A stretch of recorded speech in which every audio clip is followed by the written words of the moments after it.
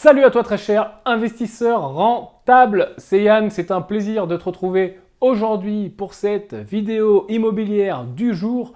Aujourd'hui on va s'intéresser à comment monter sa structure. Est-ce que il faut le faire avant, être sûr, est-ce que tu peux pas faire des feintes, etc. On va voir ça ensemble tout de suite. Juste avant ça, si tu n'es pas encore abonné à cette chaîne, clique sur le bouton pour rejoindre des milliers d'investisseurs rentables déjà abonnés à cette chaîne et surtout pour ne rien rater des conseils immobiliers. Tu peux aussi télécharger gratuitement la version numérique de mon livre.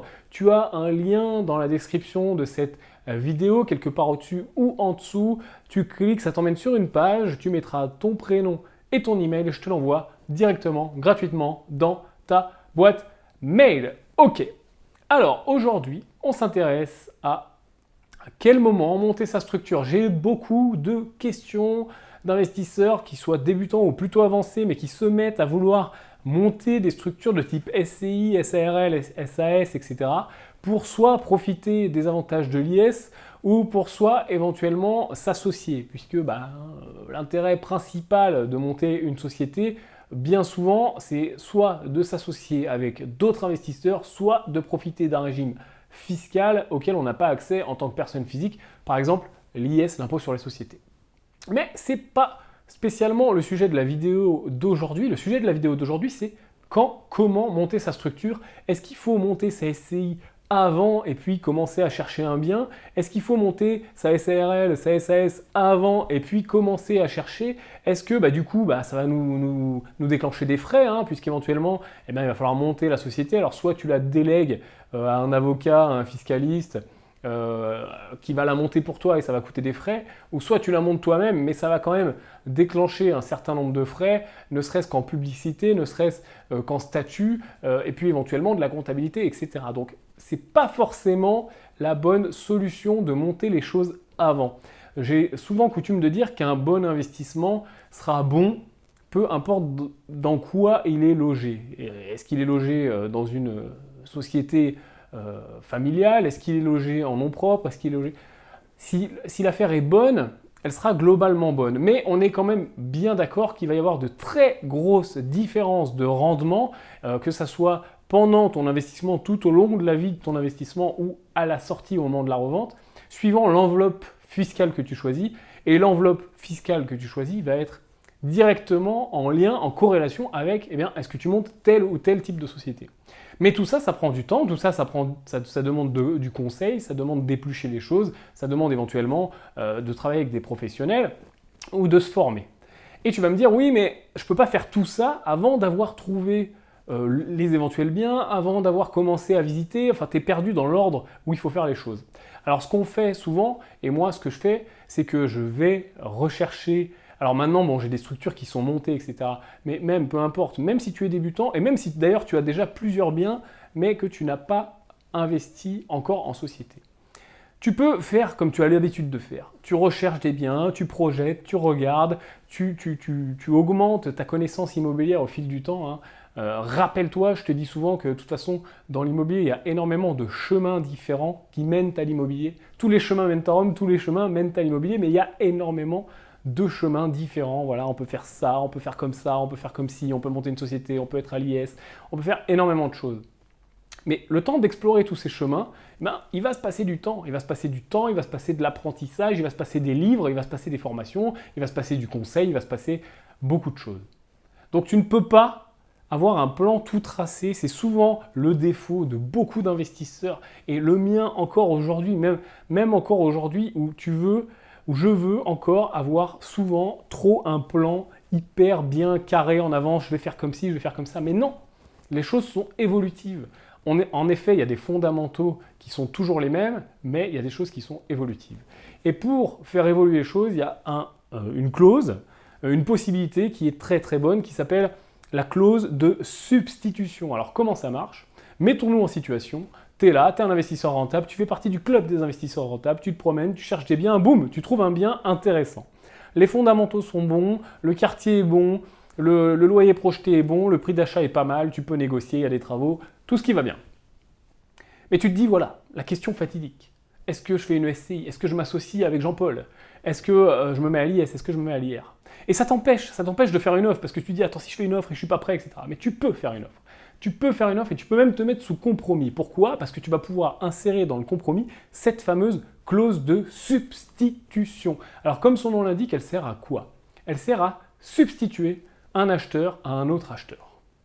Comment ça marche? Par exemple, tu dis, ok, je me mets sous compromis pour tel appartement, avec clause de substitution au profit de toute personne, toute société. Ok?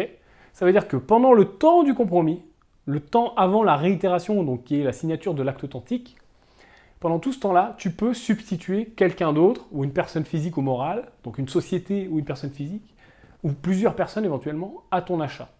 Donc tu te mets sous compromis pour un appartement, tu as 2-3 mois devant toi, le temps de chercher le prêt, etc. Et bien, pendant ce temps-là, tu vas aussi décider de ton montage. Donc, est-ce que je fais en nom propre, est-ce que je fais en société, comment je fais, etc. Tu as 2 mois pour faire ça, 2, 3, 4 mois, hein, ça dépend de la durée du compromis. Et tu peux très bien, par exemple, substituer une SCI, dire ok, c'est plus moi qui achète, c'est la SCI machin truc, je suis associé avec Jean-Paul, et on achète tous les deux dans la SCI machin truc. C'est pas moi qui achète tout seul. Ou on achète à 5 dans la SARL ou dans la SAS truc bidule. C'est pas un problème. Alors par contre, il faut savoir que la clause de substitution étant une disposition légale, comme d'habitude, hein, tu le sais, il y a un certain nombre de choses à savoir, mais je suis là pour te les donner. Alors déjà, il faut que tu saches que quand on se substitue quelqu'un, il n'y aura pas de modification. C'est-à-dire que les termes doivent être les mêmes. On doit garder les mêmes termes du contrat, on doit respecter les conditions du contrat. C'est-à-dire que le substituant prend en lieu et place du substitué ce qui devait se passer. Donc pas de modification, donc le même prix, les mêmes conditions, etc. Ça ne peut pas changer. Tu ne peux pas dire, voilà, moi j'ai acheté à 100 000 et Jean-Paul va se substituer, avec ou sans moi d'ailleurs, hein, on s'en moque, et lui il va acheter 110 000. Non, et puis non, parce que on ne peut pas faire ce qu'on pouvait faire avant, c'est-à-dire la revente de promesses. Avant, ça se pratiquait, c'est-à-dire qu'on disait, voilà, je trouvais une super bonne affaire à 100 000 et je substituais Jean-Luc et lui, il me donnait un billet, tu vois, je lui revendais artificiellement le compromis, en fait. Je faisais une revente de promesses. Je lui revendais le compromis et je disais, voilà, Jean-Luc, tiens, une super bonne affaire, 10 000 de plus que moi je te l'ai trouvé, je prends 10 000 et toi t'achètes. Ça, on ne peut plus le faire. Ça doit être dans les mêmes conditions. La clause doit être gratuite. Pareil, ça c'est obligatoire. Tu ne peux pas faire en sorte d'avoir un prix différent et de faire payer le bénéfice de cette clause. Par contre, ce que tu dois savoir, il y a peu de gens qui le savent, c'est que la clause peut être partielle. C'est-à-dire que tu achètes un immeuble, tu es sous compromis pour un immeuble, tu peux substituer un acheteur pour une partie de cet immeuble. Admettons qu'il y a une mise en copropriété, admettons que voilà, il y a plusieurs lots, il y a plusieurs maisons par exemple. Tu peux très bien dire, j'étais sous compromis pour 3 maisons dans un lotissement, tu vois, 3 maisons mitoyennes. J'en achète 2 et Jean-Paul en achète 2. Ou alors j'en achète 2 tout seul et j'en achète une avec Jean-Paul ou 2 avec Jean-Paul en SCI, tu vois. Ou avec ma grand-mère ou ce que tu veux. Donc la clause peut être partielle. Alors attention par contre, il y a une autre disposition légale à connaître et c'est peut-être la plus dangereuse entre guillemets. C'est-à-dire que le substituant, donc la personne qui se substitue, prend le bénéfice de la faculté de rétractation. Tu sais que tu as une faculté de rétractation quand tu signes un compromis en tant que particulier, pas professionnel. Hein. En tant que particulier, tu as une faculté de rétractation. On te dit, ok, vous avez 10 jours à partir du lendemain de la signification du compromis, vous pouvez vous rétracter. Donc, si tu substitues quelqu'un à toi, le substituant va avoir à son bénéfice cette rétractation. Donc lui, il va pouvoir se rétracter facilement, tranquillement, dire « Ah ben non, j'ai changé d'avis, j'achète plus ». Alors si c'est toi, ça peut être toi en nom propre et toi en société, donc tu vas pas te dédire, tu vas pas utiliser cette faculté de rétractation. Mais si c'est pas toi, par exemple, ou si c'est toi plus un associé, il faut savoir que le substituant gagne cette faculté de se rétracter. Par contre, si lui se rétracte, toi, en tant que contractant originel, puisqu'il y a un contrat au début, toi, tu es la personne qui a contracté avec le vendeur, hein, tu as dit « moi j'achète » et lui il a dit « moi je vends ». Donc, la personne, le substituant a beau avoir dit « non, moi j'ai changé d'avis, je me rétracte », toi, en tant que contractant originel, tu ne peux pas te rétracter. Donc, il faut aussi savoir ça. C'est-à-dire que, tu vois, la faculté de rétractation saute au prochain, mais le tout premier, vu qu'il y en a un qui l'a utilisé, on ne peut pas l'utiliser 58 fois en mode ping-pong, tu vois. Donc, tu restes engagé, encore une fois, aux mêmes conditions. Donc là, je voulais bien mettre avec toi, hein, je voulais bien appuyer sur les points dangereux, parce que je sais que souvent, on te parle de tout ce qui est bien, tout ce qui est joli, et puis on oublie de te donner aussi les points un petit peu plus dangereux, un petit peu plus spécifiques, un petit peu plus pointus, un petit peu plus professionnels. Donc voilà.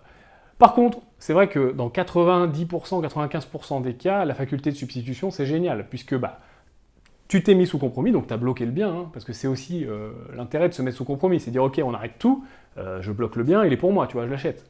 Et après, tu as le temps de décider, de dire éventuellement, si tu sens qu'au niveau de ton prêt, ça va être limite, tu peux peut-être aller voir Jean-Paul et dire à Jean-Paul, écoute Jean-Paul, regarde, j'ai cette super bonne affaire, moi au niveau du prêt, ça va peut-être être limite, ça ne te dirait pas qu'on s'associe. Et boum, vous faites une SCI, une SAR, une SARL, une SAS, on s'en moque, boum, vous vous associez. Et boum, vous substituez, enfin tu substitues la société nouvellement constituée à toi-même. Ça peut marcher comme ça. Ou avec ta femme, tu dis, attends chérie, on achète ensemble, boum, on fait une SCI, et hop, on substitue. Voilà, et ainsi de suite. Et puis, tu peux aller très très loin. Hein. Genre, par exemple, je prends le cas des marchands de biens parce que je connais bien la problématique. Tu signes en tant que particulier, tu dis voilà, je signe, et après, hop, tu substitues ta société de marchand de biens. Donc ça peut être aussi intéressant. Alors là, tu tombes dans le cas des professionnels, donc il n'y a pas de rétractation et c'est pas le même délire, mais toujours est-il que voilà le fonctionnement global de la clause de substitution. Alors attention, elle doit être insérée dans l'acte. Il faut que ça soit écrit. Si ça n'est pas écrit, il n'y a pas de clause de substitution. Hein. S'il n'y a pas la clause, il n'y a pas la clause. Hein. Donc attention, au moment du compromis, si tu penses... Alors moi, ce que je fais, c'est que je la mets toujours. Comme ça, je suis tranquille. Je dis toujours, voilà, mais vous mettez une clause de substitution, on ne sait jamais. Comme ça, on est tranquille. Mais attention, si faut vérifier bien qu'elle est dedans, et vérifie bien, et ça te laissera la latitude de prendre ton temps. Alors, il ne faut pas que tu prennes 6 mois, hein, mais de prendre 2 semaines, 3 semaines, à réfléchir un peu à ton montage, et puis tu vas aussi te couvrir. Parce que dans le cas que je t'ai dit, ton prêt passe pas, tu peux aller voir un copain, un associé, tu vois, il vaut mieux des fois s'associer et prendre que la moitié du cash flow, que la moitié du bénéfice, mais faire le projet que avoir un refus de prêt, et tu as un refus de prêt. Donc ça, c'est aussi intéressant. On en reparlera dans une autre vidéo de l'association dans l'immobilier et de ce que ça peut t'apporter. Voilà pour cette vidéo. Si elle t'a appris quelque chose et si elle t'a aidé, apporte ton pouce à l'édifice. Ça me fera hyper plaisir et ça aidera cette chaîne à être toujours plus connue et faire rentrer de nouveaux investisseurs rentables dans le club des investisseurs rentables. Je te souhaite une très bonne journée, une très bonne soirée. Je te dis à plus et on se revoit très bientôt. Ciao!